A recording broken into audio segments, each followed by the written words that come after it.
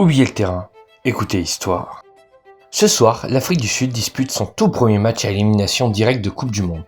L'homme qui a guidé ses deux premières participations mondiales avait, 10 ans plus tôt, survécu à une balle tirée dans le dos.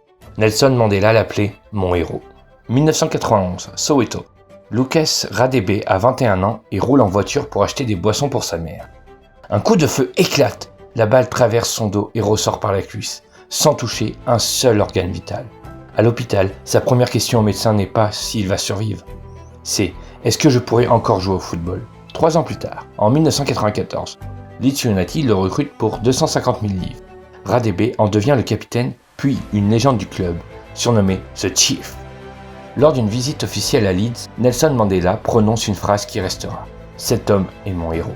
1996, l'Afrique du Sud organise la Coupe d'Afrique des Nations. En finale, devant plus de 100 000 supporters, Mark Williams inscrit un doublé contre la Tunisie. Score final 2-0. Nelson Mandela, en maillot des Bafana Bafana, remet le trophée.